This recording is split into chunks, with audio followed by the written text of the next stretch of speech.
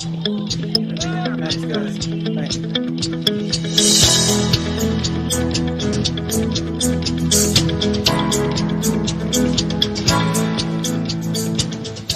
So in everybody's life, they have a choice of what path they're going to take. They have the ability to make those choices. I always say your strength is in your passion.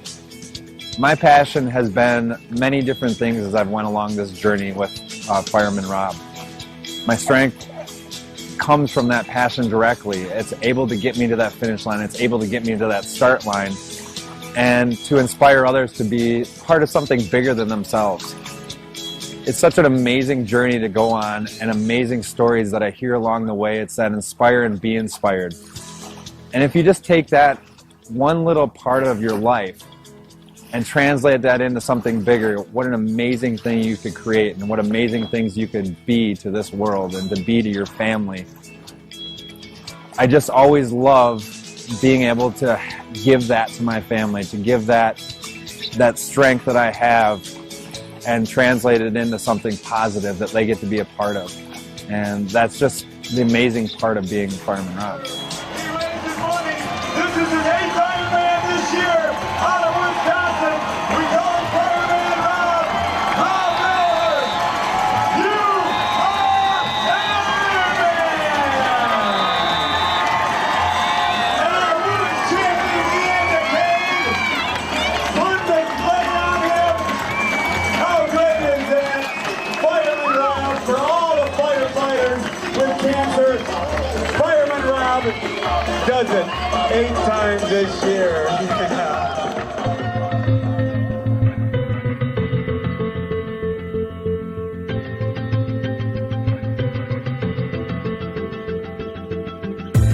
Welcome to the Greg Bennett Show, presented by Any Question. I'm your host, Greg Bennett, and today I have a delightful conversation with a good friend of mine, Rob Verhelst, otherwise known as Fireman Rob. And he got that nickname, Fireman Rob, because he's gone and done 23 Ironmans whilst wearing his fireman kit, which weighs 50 pounds or 23 kilograms. And he wears that full kit in the marathon portion of the race. And we consider most of these races are over 100 degrees by the time you get to the run, which is over 35 degrees Celsius. It's quite extraordinary that he's been able to get through all these events and bring awareness in particular to mental health and PTSD. This was all triggered by his work that he did in the search and recovery at 9/11 when he was only 23 years old. He was really thrown into the deep end and was scarred because of that, but he's now using that impact on his life to try and help others find their own passion and their own fulfillment in life. And just some really great stories in this one. Rob's a colourful character that is a great presenter, great speaker. He has his own podcast, he's an author, so many other bits and pieces here. And I think you'll find you really get a lot out of this one. A little bit of housekeeping before we go on. Again, I always want to thank you so much for listening. I do truly appreciate it. If you are enjoying the show, I'd love you to share it on your social platforms. I'd also love any feedback, guests that you may like, or things that you'd rather I ask or didn't talk about. That's also fine as well. I'm happy to hear from all of you. Remember to go check out Any Question. Any Question is the new app where you can ask the world's experts any questions. It's all video based, so you get the video responses. At the moment, we have swimming, cycling, triathlon, health, strength training. The first hour is free, so you can go to anyquestion.com/Greg Bennett if you like and go check it out there, or you can download Any Question, one word, on your iOS or Android. But go check it out. That's Any Question. Anyway, I hope you enjoyed this one as much as I did. I really did. I actually want to have Rob back on. In fact, I might go on his podcast just to continue the conversation. But enjoy this one. There's lots of learning and some really great stories. And remember, success comes to those who endure just one moment longer.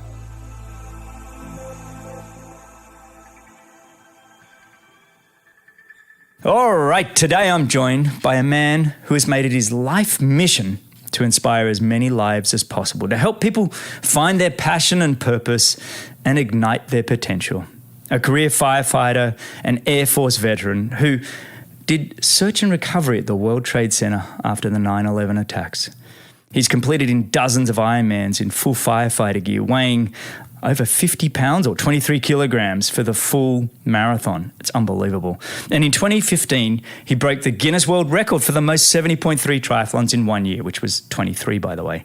He's a motivational and inspirational keynote speaker. He's the founder of Fireman Rob Foundation and a certified Ironman University coach. He's the author of the book, Forged in the Fires, the 7 catalysts to ignite your possible, accelerate your potential, and extricate your best. And also, he's the podcast host under the same name, Forged by Fires. It's an honor and a privilege to have him join me today, so welcome. And thank you for joining me on The Greg Bennett Show, Rob Verhelst, otherwise known as Fireman Rob. How are you, mate? Oh my gosh, that I need to just bring you along to everything that I do to be able to introduce me. I'm motivated. I'm like, who is this guy? I just walk along stage and then hop off the other side. Done. See you, mate.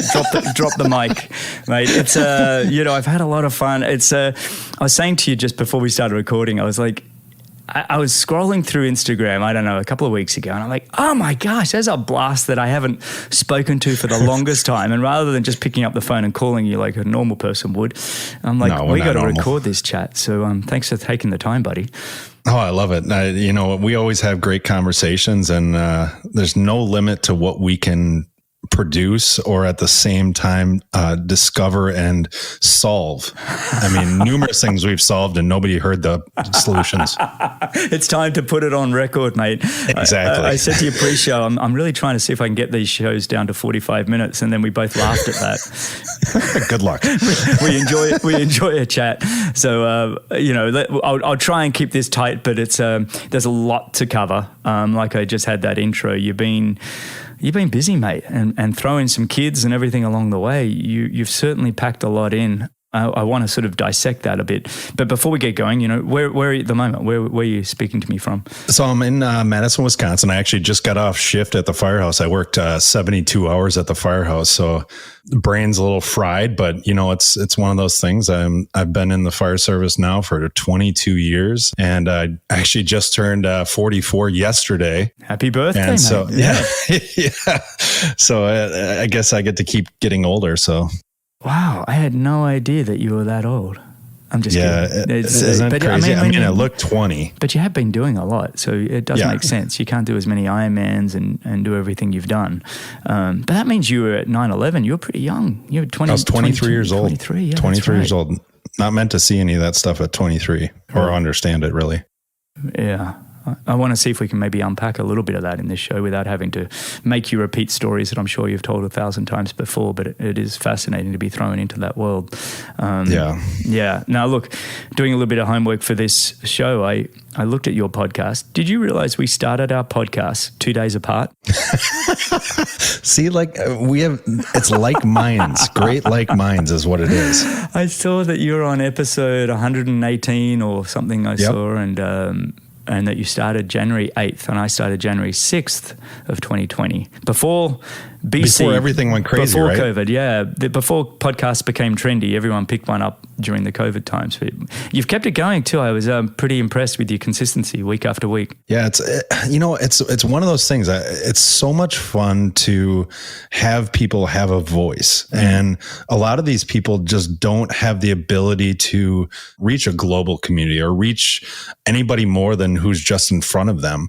Or sometimes they don't want to tell the story to just anybody. And being able to be that person that they're able to deliver this valuable information that, like you and I were talking about before, that maybe one person can just dissect and take a little bit of it and help change their life or help to change their life, to change somebody else's. It's one of those things. You don't always have to see the outcome of what you produce. And I'm sure you've seen that too with your podcast of some people may tell you like, oh my God, that episode changed my life.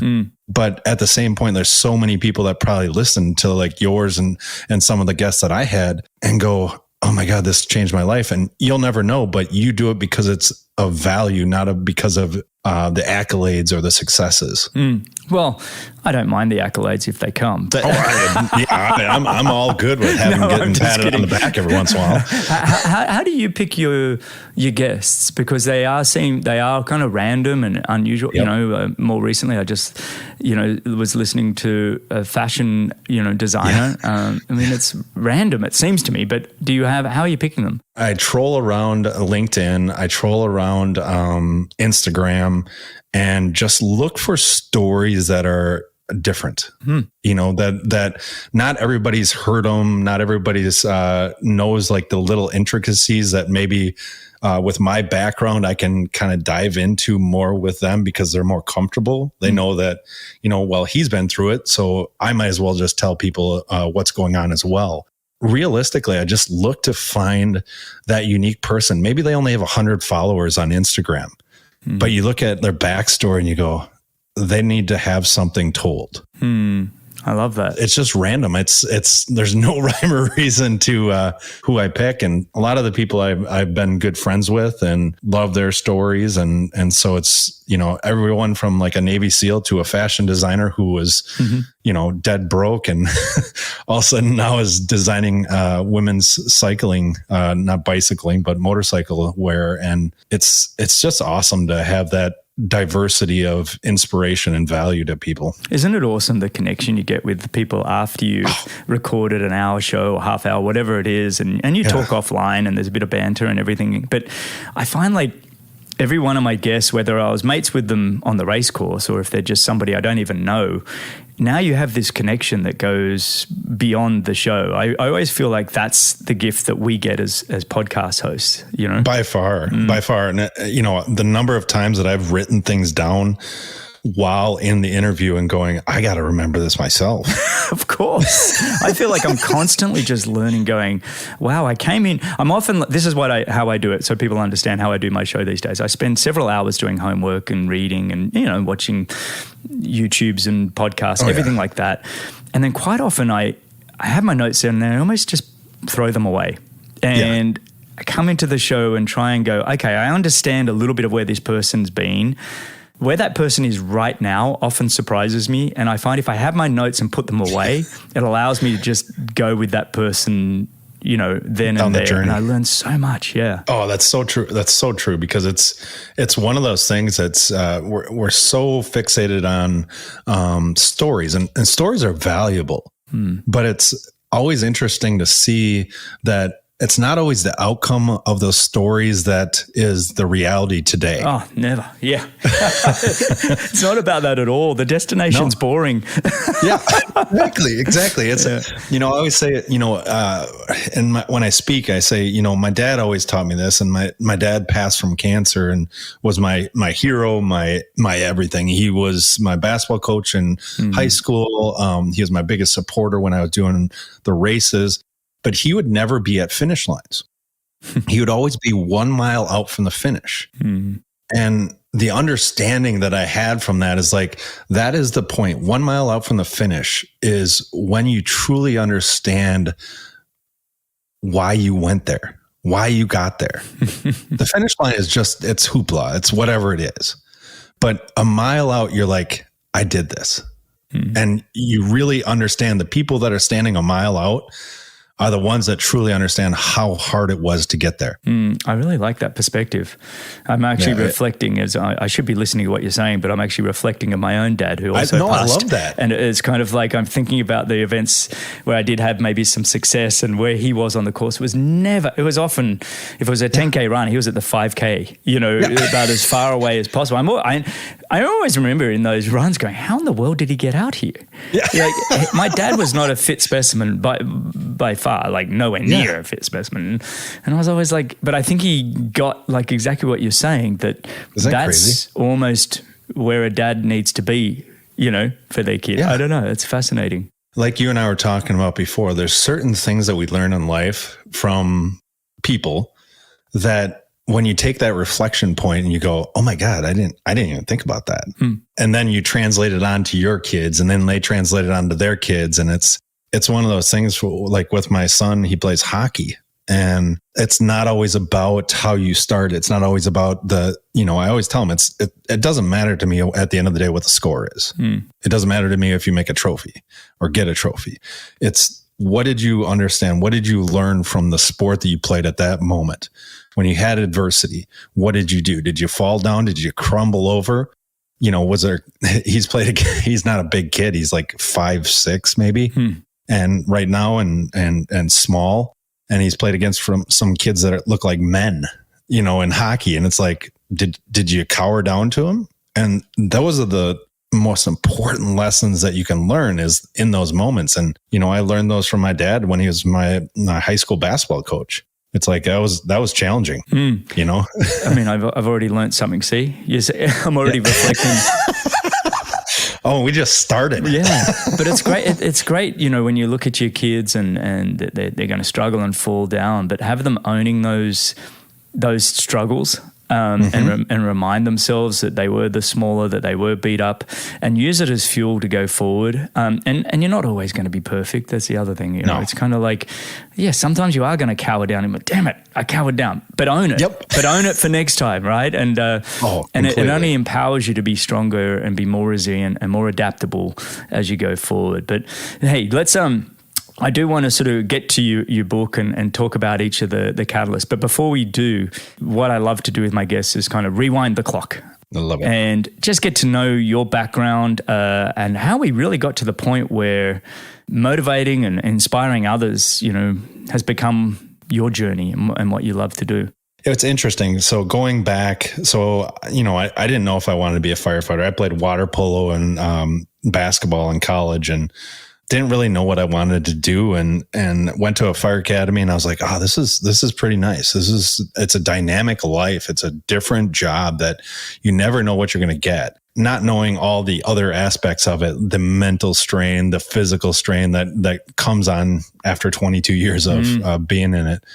About a year into my fire career at the city of Madison, 9/11 happened. And at 23 years old, I was on a rescue team and I went to New York and I did search and recovery at that time. And it changed me as a person. It changed everything that I thought was tangible. I've been divorced twice. My wife now is a saint for putting up with me. It's one of those hard things to do because, when dealing with mental health issues and all those things. And for many years, I wouldn't say that because it was kind of a shameful target that you have on yourself, that you're less of a person, that you're not that manly man that they need in the fire service. But now pretty much I just tell everybody, F you, I'm going to be vulnerable for you. If you don't want to be vulnerable, that's your choice. But for like 10 years after September 11th, I was a lost soul. And that's when, the 10th anniversary came up of September 11th. And that was Ironman Wisconsin. And I wanted to do something, but I didn't want to talk about it. But I wanted to do something to commemorate that and have people take away whatever they could from what I was going to do. And I chose to put on my fire. It was a pretty stupid idea, I mean, if you want honesty, it was pretty stupid. I mean, it's took a toll on my body and everything, but I chose to run in full fire gear for the run portion of Ironman Wisconsin. And, that choice changed the trajectory of my life. I didn't know how or why for many years. And I tried it out because I was like, that's a long ways. That's, 26.2 miles and 50 pounds of fire gear and all the elements. And that's after doing the bike and the swim. I'm not a small guy. I always say I look like I ate two of the triathletes in transition. Our mutual friend Will always said, Rob, you look when you're on the bike, you look like that bear at the circus.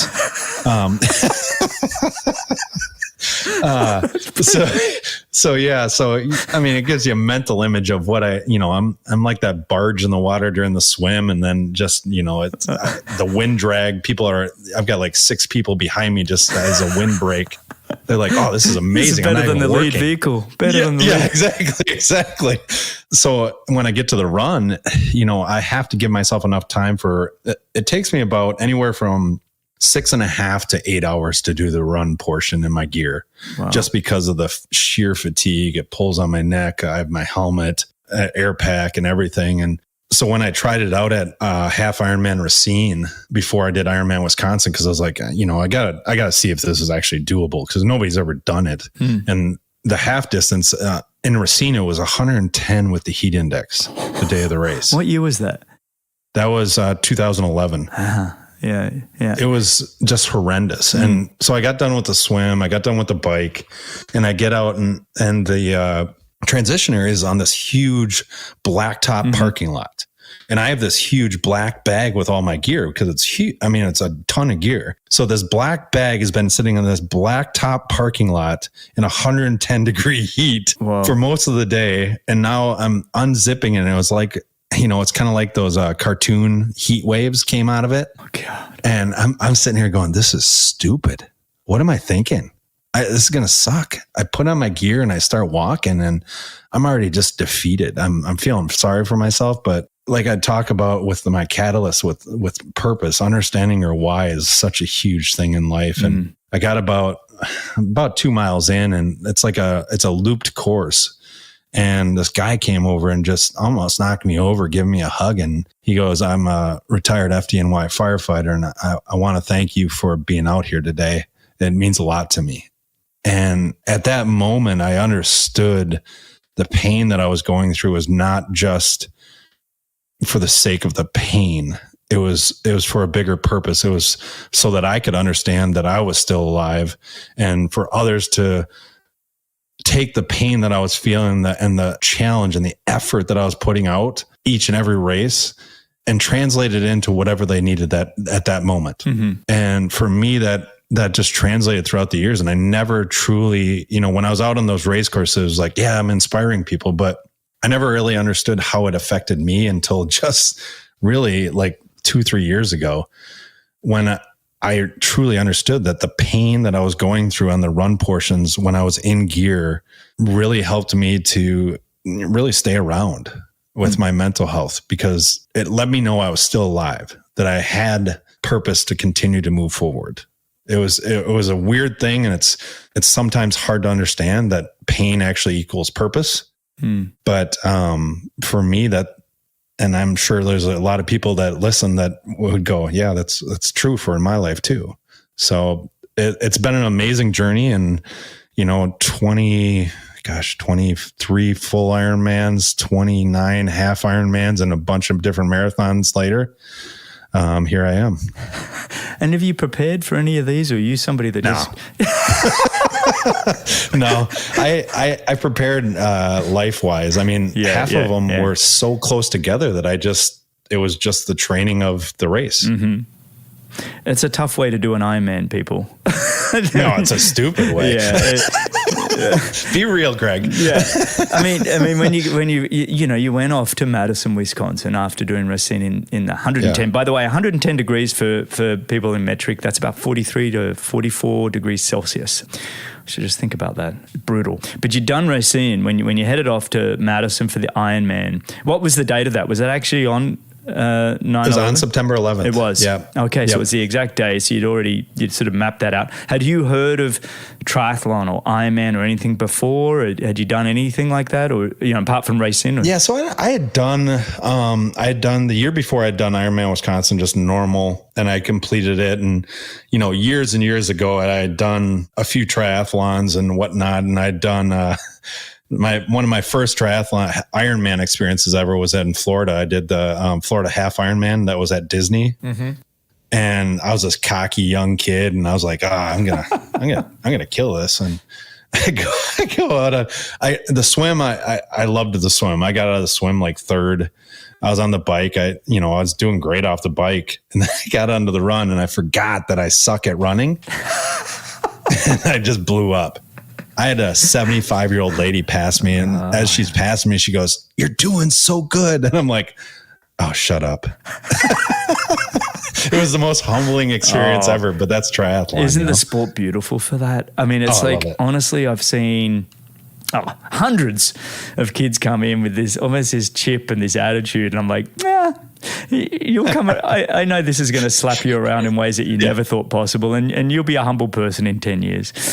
Oh, maybe it's sooner. So true. It's so true. It's so true. And then it'll either make or break you. Yeah. One of the two. Yeah, it does. Yeah, it really does. I mean, I have a similar story when I first started up. It was one of my very first races. I'm sorry to make this show about me suddenly. No, I like this. But I was like, I'd entered this race. My dad had actually filled out the entry form for me, and he entered me into the longer race, which was a 2K swim, 70-kilometer bike, and like a 20-kilometer run, back in the late 80s when they didn't have exact distances. And yeah. So I turned up, and all my mates that I've been training with did the sprint race, the shorter one. That they were done and dusted in an hour. And I went and did this thing unprepared, and got off the bike about 20th from last. There was probably 300 in it or whatever. And then I just remember trying to get through this run, and it just kept going and going and going. It was like one of these never-ending, I was like, what in the world? And finally, I'm now second to last. And this guy, he had to be 75, 80. I mean, I was pretty young, so people seemed older than they probably were. But he just started yelling at me. He's like, look at the next telegraph pole. You keep going. He kept it was like a sergeant major in my ear. I was like, what? I wasn't going to give up. Why are you yelling at me? Anyway, he kept screaming in my ear, and then he would walk with me, and then he'd run ahead and then stop and yell at me for me to keep going. And anyway, he took me all the way to the finishing line, and we did it together. And I don't know if it was more a way for him to feel better about himself. But anyway, I came in last. But it was one of those. So he beat you? Yeah. No, he dropped me with like a mile to go. Oh man. Yeah. So I came in dead last in this race, but it was, I was 18 or whatever at the time, but it was a great learning lesson. Do you know what I mean? I took that with me for the longest time in my career. That like, just keep going. You'll get to the finish. Just keep going, and it's a good lesson to have learned. And I still picture that guy screaming at me. Still remember it. That's the best part. Yes, especially now I'm a 50-year-old man. To have any kind of memory is special these days. Oh, I know. Yeah, remembering what you ate, or if you actually went to the bathroom when you went in. I know. So when did you sort of realize that, okay, I'm doing these Ironman, I've done this Ironman, and you'd had the guy give you the hug and let you know what it felt like when you were in Racine, but then you've gone and done, like you just mentioned, 23 Ironmans and plethora of halves and marathons. And when did you sort of realize, hang on, this can be more. I can actually impact people's lives. Was it straight after Ironman Wisconsin, or did that grow over time? It really grew over time. So I was invited to speak at at the dinners for Ironman, and I would always go to the volunteer dinners, because without them I would have never actually found any finish line whatsoever. Once I started seeing the reactions and seeing people just taking little pieces of my story and going, oh my God, I needed that. Or I'd hear stories as I'm actually going on the race course. And all of a sudden I'm like, gosh, this could really be something, but I don't know what. And it took me a lot of years to really kind of hone down what my story was and what impacted my life, to be able to translate it to other people. Because it's one thing to tell a story. It's another thing to make a point and then tell a story that backs up that point. So, like the passion that all of a sudden is like, oh, well, I'm doing this for a bigger purpose. That story in Racine, it's like, oh, well, all that kind of combines together to help me to understand that that's one of the big triggers in my life, is understanding why I'm here or why I'm actually moving forward. It's kind of one of those convoluted things where it's like you have to live it, and then you actually have to kind of take a step back and go, well, what is this that I just lived? And is it about your why? Like you said, there's probably different levels of whys in there, because there's probably a pretty strong personal why. I mean, you mentioned, the PTSD and things that you've had to deal with and manage, not deal with, probably inappropriate, but manage the PTSD through these events, right. So it helps you on a personal level, but then it also helps you externally and potentially help other people as well. Right. Looking at it on a personal level and helping you manage, some of the trauma that you've seen and dealt with in your life. Is it you kind of come into an event feeling one way and you come out of it feeling another? Do you notice a difference? Well, you know, that's a great question, because it's so hard, because a lot of people, you know, they think about it from the standpoint of like, if I have a positive, it's going to outweigh the negative. And the hard thing with your mind is not like a straightforward road where it's like, oh, I'm going to take a left here and it's going to be a bad day, or I'm going to take a right here. It's no, I'm going to put a pothole in the middle of your good day. How are you going to get through it? So when I went through these races, it was compiling enough stories that I could help to work through those bad days, those dark moments. And, you know, the hardest thing for people that deal with traumas, and it's everything from firefighting to some people have personal trauma. Some people have, there's no, I call it trauma competition. There's a lot of people that feel like they have smaller problems than other people. Like, I shouldn't be worried about this. And that's a huge thing in the first responder community. And for me, when I was racing, I would always listen to everybody's stories. Like, one story that always sticks out is this lady at Ironman Wisconsin. We were about mile 17. She stopped by, and I'd always have this happen. She's comes up next to me and she goes, "Can I tell you my story, Rob?" And I was like, "Yeah, totally. We've got time." And she's like, "Okay, so 7 years ago, I was hit by a car, and I was told I was never going to walk. And so I'm sitting here, mile 16. I'm like, all right, this could last the whole rest of the race." And she looks over at me and she goes, "Yeah, so I'm sitting in this hospital bed, and the doctor told me I'm not going to walk, and my sister's sitting next to me, and up on the TV was Ironman Kona. It was playing on there." And she looked over at sister and she goes, I'm gonna do that race one day." And her sister looked over and go, "Man, they must have had a lot of good meds on board for you. He just told you you're not going to walk. I don't know what you're thinking." And so I'm sitting going, I looked at her and I said, what is going to be the best part of this race for you? I mean, just even being here has to be exciting. She goes, I've thought about this a lot. And she goes, "The best part's going to be when I cross that finish line and I have my hands up and I get that photo. I'm going to make that photo into a Christmas card. And on that Christmas card, it's going to be that front is going to be that photo, the finish. On the back is going to be a big F you, and I'm going to send it to the doctor that said I wouldn't walk." I was like, that's priceless. It's amazing how we're so fueled, isn't it? We're fueled by the naysayers, and it's like I've had a lot of conversations on this show where you can be fueled by love, and the episode with Mark Allen, we talk a lot about how he was fueled by love and that kind of thing. And then you have a Chris McCormack episode where he's like fueled by hate and anger, and it's kind of like it's utilizing both of those at different times, right? I mean, I think Javier Gomez and I were talking about it where we decided, and again, this is our little world, we decided that anger and hate can fuel you, but it's not going to last you a long time. Whereas love is the fuel that'll keep you going for the longer duration. That's what we broke down in the episode. So, but I get it. I love that story though. It's so true, but it's one of those things like you're talking about, do you come out of races different? And I think it's the biggest key that people have to understand, because a lot of people are looking for that magic pill, that one moment, this is going to give me the rest of the time. And like you were talking about, love and hate and all these things, they don't last. We also have to understand that our purposes change as we go, and it could be by the minute. Mm-hmm. So if we don't listen to ourselves, that's the problem. And so many people tend to shut off everything that's happening in the moment and aren't engaged in it because they're listening to the naysayers. They're listening to the pain. They're listening to the what ifs instead of going, "Oh man, I just made it through 16 miles in my gear. I think I can do this. Oh my God, there's a little kid over there that has a sign." I was in New Zealand in 2019. New Zealand, like who the hell's going to know who Fireman Rob is in New Zealand, right?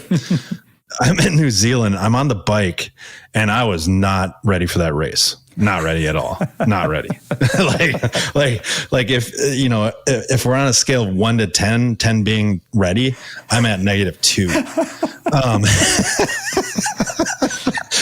But I'm on the bike and on the side, there's these two little kids, never met them. And they have Go Fireman Rob signs. They made themselves. And I'm sitting here going, are you kidding me? And it was like, in that moment, you're sitting going, okay, you're not ready for this, but you better show these kids that you can be. That's what I'm saying. Like every moment in your life, and like you and I were talking about our kids, is like every moment in your life, you're showing somebody what's possible, whether it's yourself or somebody else. Somebody's always watching. So you need to be engaged in each moment.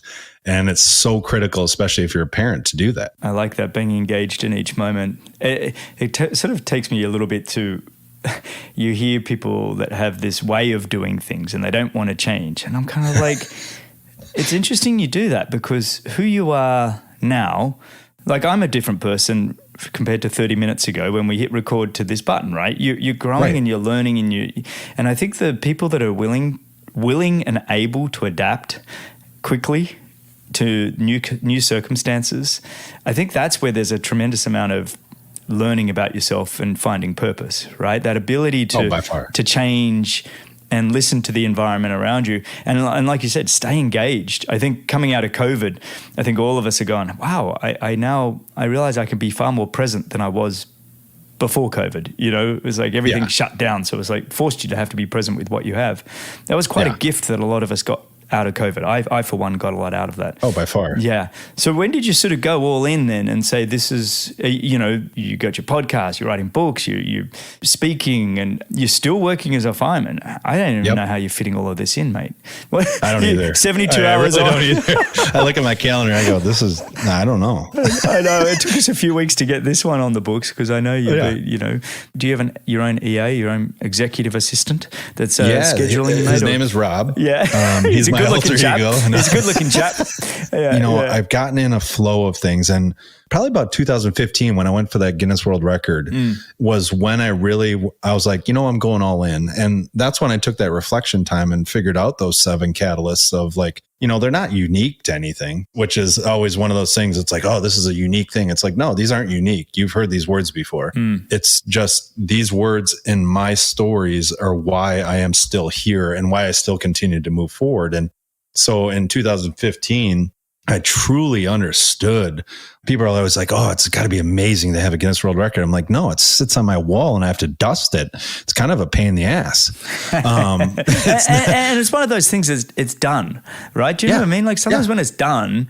Somebody's beat it already. Yeah. Oh, but they beat it in spandex, they beat it by 1 in spandex. Yeah. Well, that, I was like, come on. Yeah, that's not true. Let's get real. Where's your fireman outfit? That's not true. I know. It was, the people in London, I asked them, I was like, can I get a special one? They're like, nope. I was like, okay, then you don't know Americans that well. I'm just going to go beat this one then. Yeah. Going all in was a hard thing because it was like, there's a lot of failure in speaking. Oh yeah. Because it's a vulnerability too, mate. It's brutal. Oh. It's like you're putting yourself out there. Being a podcast host, it's a vulnerability that, and you're just putting yourself out there every time. I mean, I've got to the point I feel a bit more relaxed probably on the mic than I did 2 years ago.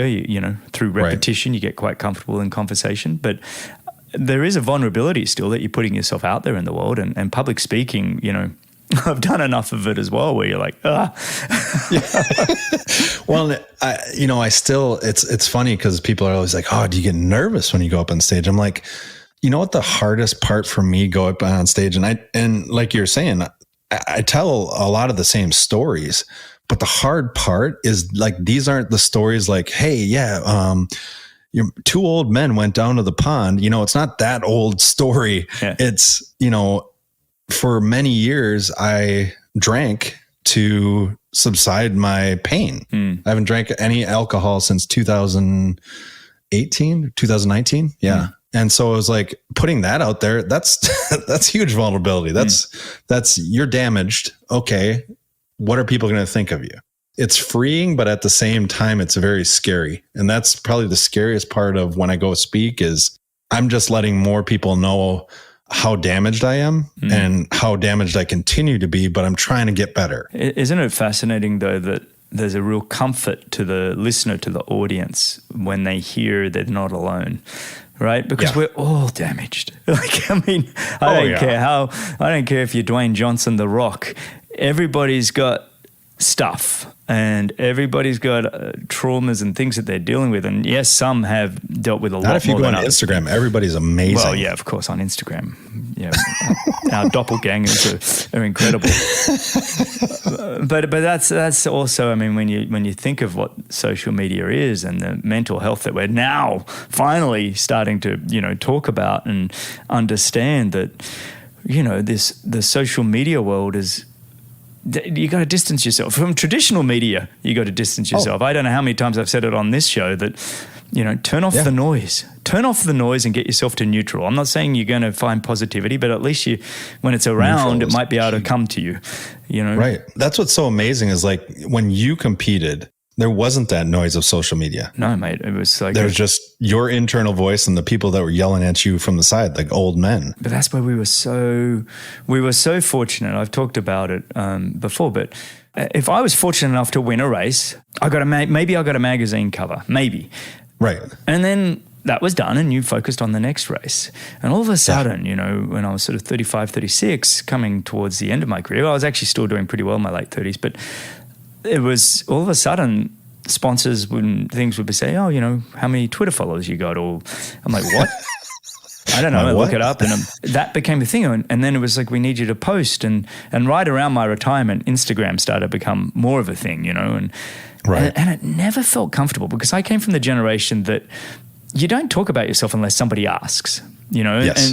And, my dad used to say that to us all the time. You don't talk about yourself unless somebody asks. And so it was always very uncomfortable for me to self-promote. Don't get me wrong, I probably got better at it and maybe got too good at it, to be honest. And dad was probably shaking his head. But, you play the game. But that was a part of the reason. And I know I spoke to you earlier about offline about Any Question. And when Ed Baker brought me the idea of Any Question, he said, it's going to be Q&A. And I thought, finally.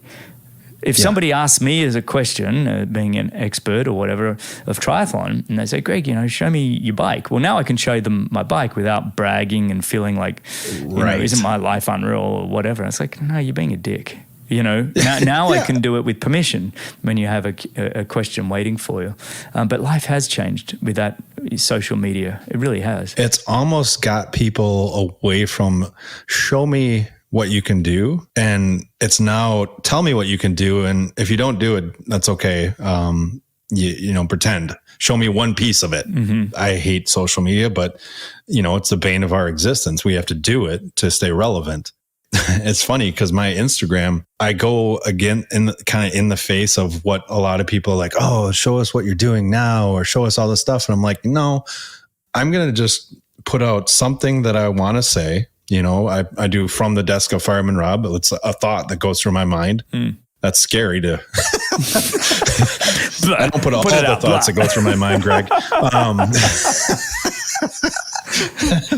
But then I put out a quote too. And it's like, some people are like, oh, that's kind of boring. It's like, well, then don't watch it. Oh, that's simple. It's not about you. No. And well, that's the thing. I mean, we've all been to some degree. It's there. It's available.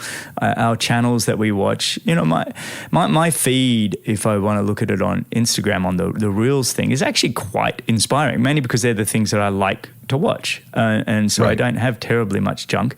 But it is interesting. I was talking to the team yesterday at Any Question, and I said, I actually go to Instagram because I often use it as a bit of a direct messaging service. Quite often when I'm setting up these podcasts, I think I even reached out to you on Instagram. Yep. And so I go back there to see, because I don't have my notifications on for it. So I go back there to check, and then I'm suddenly like, oh, what's Jan Frodeno talking about? And suddenly I'm 5 minutes later, I'm like, I don't have time for this. So I've got 2 kids, a full-time job, a podcast, a bit like you. I'm like, get off. And so you fall into that little trap. And yeah, we're all the same. But mate, let's shift gear a little bit, and I just want to discuss your book. And like you just mentioned, there's some topics in there that people are going to understand and recognize. The 7 catalysts: passion, ownership, decisions, emotional control, resilience, faith over fear, and mental strength. I love all of those. And I love this quote that you've got in your book, by the way. Life doesn't get easier, you get stronger. everybody always asks like, well, how do they all tie together? And I have a simple way of saying it. Well, in your life, you have to develop a passion or a purpose that really drives everything forward. And once you have that purpose and passion, you can start taking ownership of little things like words and actions, non-actions, tweets, posts, whatever you want to say. And from that ownership, you can start to make actually tangible decisions in your life. There's two different types of decisions I say is tactical, which are the everyday decisions. That's like, I'm going into a fire. I need to take the fire hose in. I need to put out the fire. And then you have the strategic decisions, which are the overarching goals. Like when I went for the Guinness World Record, I knew that I had to hit 22 to tie it. But if I didn't have tactical goal of each mile of that race, I wouldn't have completed it. Once I do the decisions, I have to have emotional control and not diverge from what my plan is. If somebody says something wrong or thinks little of me, or I have a failure, that inevitably is going to create that resilience in your life. And that resilience is built day after day, which inevitably gives you faith in yourself over all the fears that surround us. And all this culminates in a mental strength that can bring it to your life, that value that you want to have, that you can go into your grave and say, I did everything that I could, and I know that I left some value in this world. That was a great summary. I got all these notes and reading the whole book, taking all these notes, and you just summed it up like that. I mean, that's just, and I think you've stepped it through really well. I think let's skip back though to number one, and passion, because it's a word we all throw around a little bit. And I think sometimes trying to get clarity of what it actually means to an individual and what it actually means full stop. And you describe that in your book and you really break it down. What is passion? I personally think that's almost a struggle for most people, is just to get to step one. To identify what you're passionate about, because it's unlike your 7 catalysts. I almost break it down into 3 or 4, which I'm not saying I'm right by any means, but I kind of look at this. If you can identify your passion, and then if you can align that with your some kind of talent or strength that you might have, because I think we're looking at a generation of people that were brought up saying, just follow your dreams, follow your passion. It's like, well, even if you can't do it, even if it's not 5 foot tall guy going, I want to be in the NBA. Exactly. And I kind of go, well, I'm not saying not follow your dreams, but I am saying just take a pause and understand, do you have some talents and strengths that align with your passion? Right. And then I feel like, okay, now like you said, take ownership, or I would say take 100% responsibility, or whatever it is, but take that ownership. But getting to that, how do you help people identify their passion? What would you say that first thing is that you would have people do? One of the biggest things that helped me was, I call them impact moments. So in our life, we have a lot of like big impact moments and small impact moments.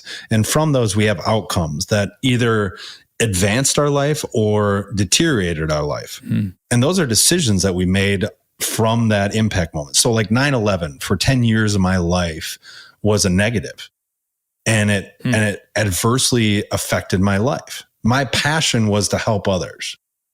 I went to 9/11 and it adversely affected my life. I'm like, oh my God, maybe this isn't for me.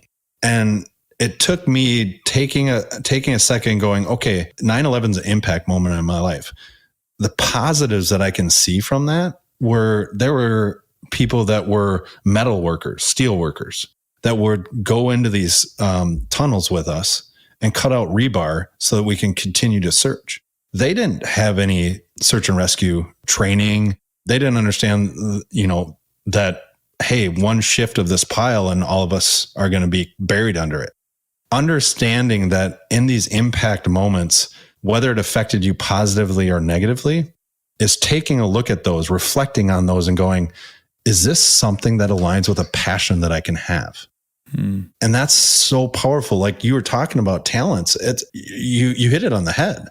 It's like, it's hard to have a passion or a purpose because those are bought in goals. Those are something that you're bought into. That's why you can push to, find finish lines when you're racing. Why can you catch somebody ahead of you? Because your passion, your purpose was to beat that person, was to win. That's your bought in goal. I'm willing to go through pain to find this purpose or passion. So if I've never reached that purpose or passion, or I've never had anything that I've done, an impact moment, it's going to be hard to understand what it takes to get there or why I want that passion. So that's one of the things that I always tell people is look at the impact moments in your life, because a lot of those are going to lead you down the path of what your purpose and passion is. I love that. And it's going to change. I really like that, because it's actually an area I've struggled with myself, just trying to figure out, well, what is, you do get to the point, and I've had conversations with a lot of people that are transitioning in life can be brutal, right? Whether that's being, in a firefighter your whole life and now having to shift another gear and have a new career, or an athlete retiring, or, whatever it is, transitions can be really tough, and trying to identify what else you're passionate about, and are you going to be any good at it, and trying to take control of your controllables and all of that kind of thing. But until you get that first step in the right direction, and it's definitely an area that I kind of struggled with for a few years after retiring from sport, because I wasn't one of those athletes that was like, oh, I'll go study this degree and get myself ready to become an investment banker, for when I step out. It was like, to be honest, I felt like I was a struggling athlete my whole life, where it was like, just to compete, I had to be all in. I'd have the blinders on fully, that if I was looking sideways, I was in trouble. And then I'd have Alistair Brownlee talking about how he had a master's in finance and he stopped doing it. He paused for a little bit, just for a couple of months before the 2012 Olympics, and then went back to finishing his master's. And I'm wow, okay, I'm not that person. And that's not to say that I just wasn't very good at applying myself, and whether that's laziness or whatever it is, it wasn't a gift that I had. And so it took a lot of work. And then a bit like you said earlier in the show, we were talking about the podcast and getting a few pats on the back. Yes. Those little pats on the back suddenly go, oh, maybe I am okay at doing this, and they help you. Yep. You take a step in a direction of passion, and then if somebody gives you pats on the back, you're like, oh, maybe I have a gift here, and it's worth leaning into a little bit more. Right. And that's what I was going to say. Like with you, I remember talking to you after you had some, I think it was like 2 or 3 podcasts in, and you're like, I love this. And it was like that impact moment of you finding that joy of researching somebody and having that conversation and just enjoying that. It was like the same thing happened with me with the podcast. I was like, gosh, I enjoy talking to these people, like finding out their stories. It's like, and then you take that next step of going, okay, well, how do I own this passion? You said impact moments. Would you say that 9/11 has been the toughest time that you've had in your life to date, and the biggest learning, I guess, on top of that?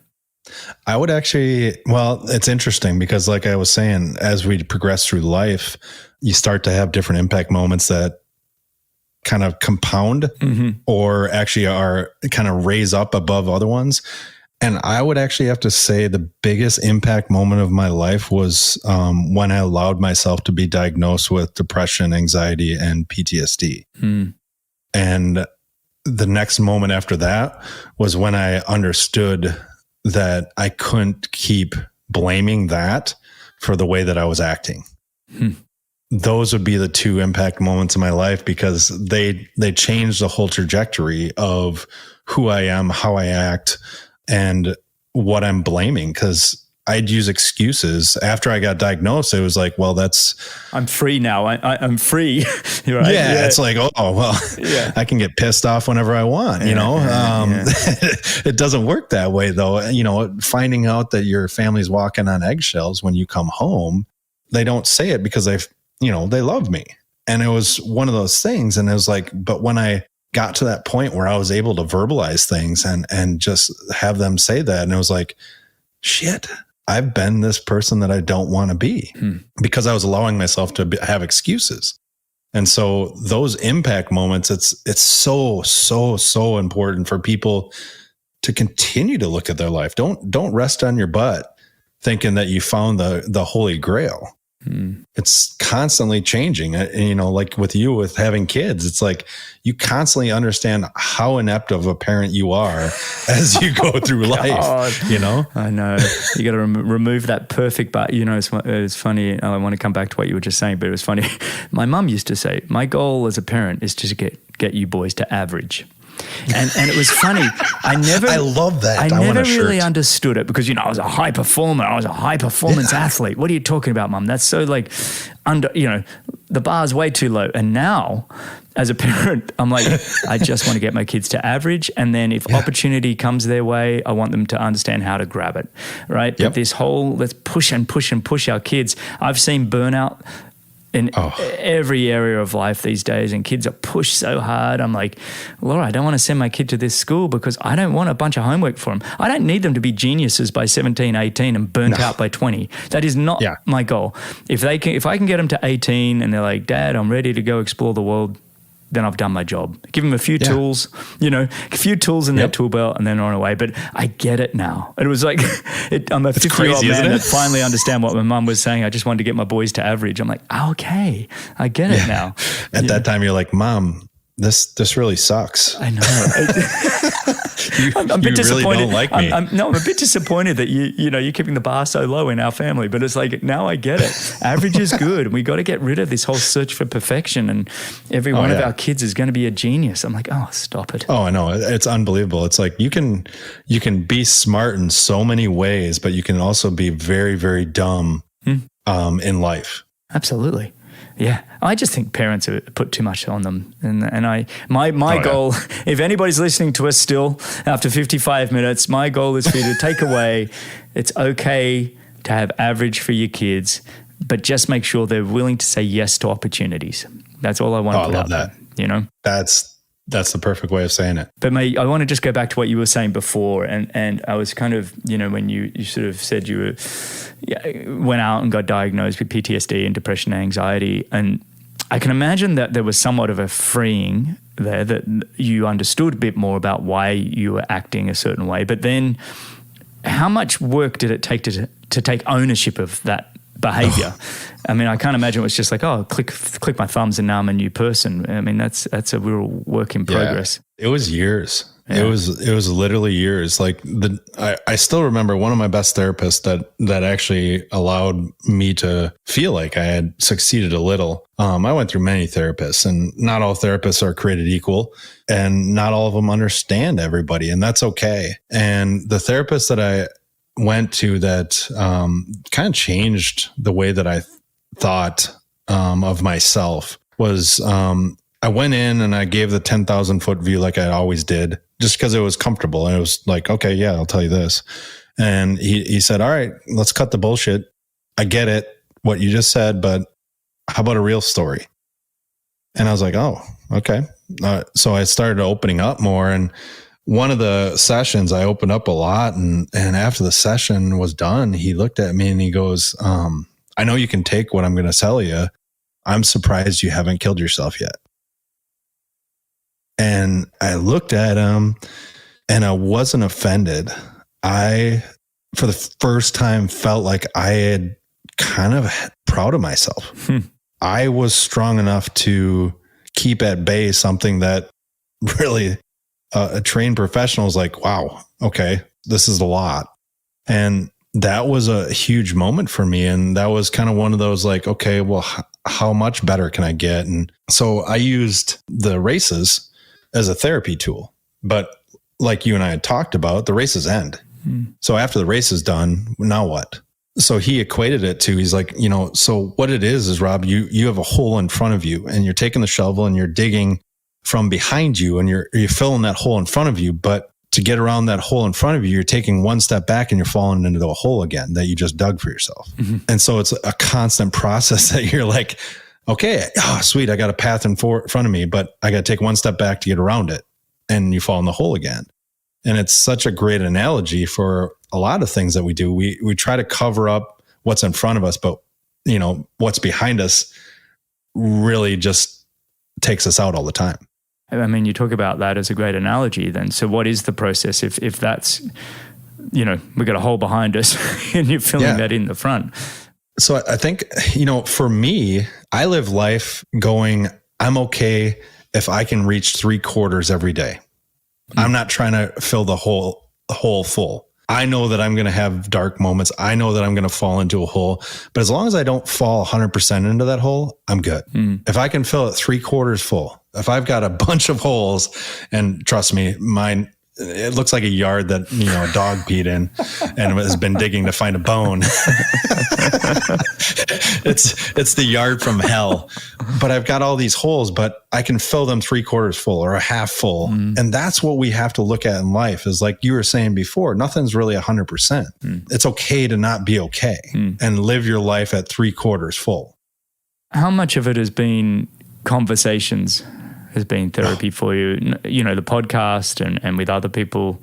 I find like for me, these conversations, and I've had a weekly adult conversation for the last 2.5 years. And I say adult because anybody with young kids knows that's special. And during COVID time, it was a real lifesaver because nobody was around. Right. It's just incredible therapy just to be able to talk. It is. And it's one of those things, being able to dive deeper into the story and tell more things. Like there's only certain people that I feel comfortable telling stuff. And like some of the stuff that I've said today, I really haven't said before.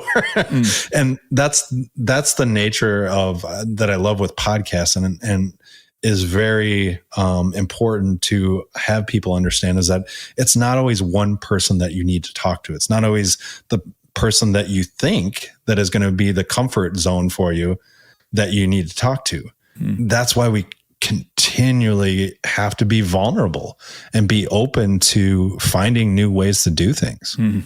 It's interesting. You and I were talking about that before I hit the record button, how you can hear the same thing a different way from 10 different people, but the 11th person expresses it in a way that you fully understand. And we were laughing about it because Laura would be trying to help me with my swim stroke for 10 years. And then I'd be in a random pool in Madrid or something, and a Spanish coach would be like, oh, you should, look this way and do this with your arm. And I come back to Laura, look, he taught me how to do this, and now I feel this. She's like, I've been telling you that for 10 years. Right? I mean, but I heard it differently, and it made a difference, and impacted me in a different way. And that's the importance of not always putting it on just one person or just, just your spouse or just, it's like, it's okay to surround yourself and open up a little bit. And vulnerability is not weakness, by the way. It actually takes tremendous strength to Thank you so much for saying that, because it's taken decades for me to understand. I had to understand that, mate. If you'd talked to me 10 years ago and said you were being vulnerable, Rob, you're a wussy. And now I'm like, but you have to, you grow and you learn and you put yourself out there and you're like, actually, there's tremendous strength to be vulnerable and say, actually, I'm struggling right now. Yeah. I don't know if it's being older or if it's just being around more people, more conversations like this, but you realize it's kind of, putting yourself out there.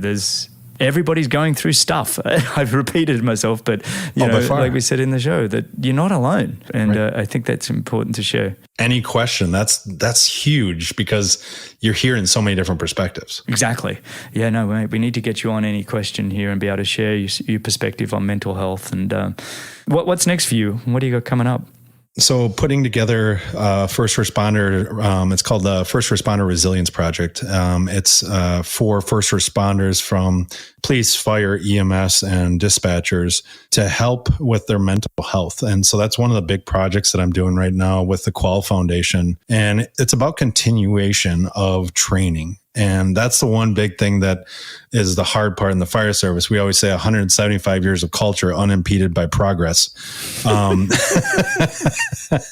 The problem is that everybody tries to create a new culture, and our whole philosophy is normalize, or everybody's trying to change the old culture. What we're doing is we're normalizing a new culture of mental health and saying, hey, if you want to be on board, that's fine. This is what we're going to do. And it's having those honest conversations, like I was saying before, being okay with not being okay, and having people talk about what they're going through. I was just talking with somebody at the firehouse the other day about, there's certain places in the city that I hate to go because we had bad calls there. It could have been 15, 20 years ago, but every time I walk into that place, I see that situation. And it's a great project that we're putting together. We don't call it a program because programs end.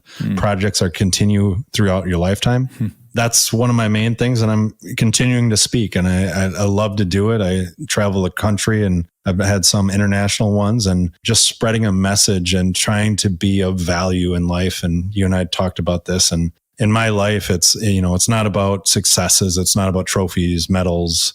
All that stuff can go by the wayside, and it's not about being the wealthiest person in the world. It's living a life of value, so that when I die, I know that my life wasn't just about material things. It was about leaving behind a value that somebody else can take on and make their own and continue to contribute to humanity.